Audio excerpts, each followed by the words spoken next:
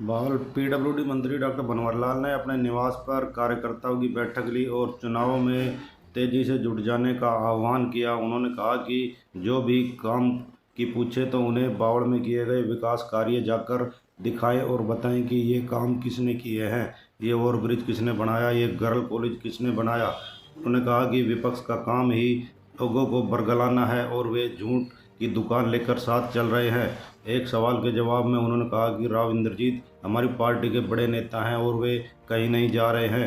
उनके कांग्रेस में जाने की अफवाहों पर भी विराम लग गया। डॉक्टर बनवारीलाल ने कहा कि बीजेपी ने बिना खर्ची बिना पर्ची के निष्पक्षता से काम किया है। जो योग्य उम्मीदवार थे वही नौकरी पाए हैं। इससे पूरे हरियाणा का समान रूप से विकास हुआ है।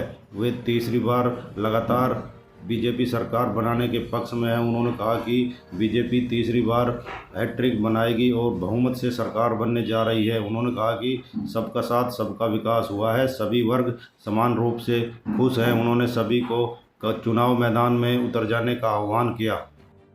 लगाए थे उन सरकारों में जो कच्चे कर्मचारी थे उनको भी 5 साल 15 अगस्त को जो 5 साल पूरे कर चुके होंगे उनको भी रोजगार की गारंटी देने का काम 1,20,000 कर्मचारियों को दी है।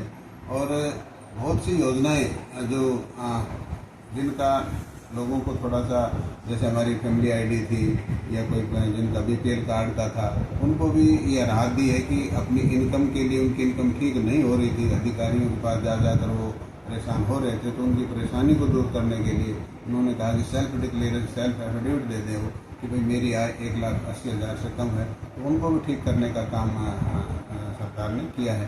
तो मैं ये कहता हूँ कि जिस तरह से सरकार धरातल पर हर गरीब आदमी का, जो हमारी पार्टी का अंत्योदय का जो सिद्धांत है, उस पर चलते हुए हर गरीब आदमी को ऊँचा उठाने के लिए, हर आदमी को हमारी योजनाओं का लाभ कैसे मिले, इस तरह से हमारी सरकार काम कर रही है।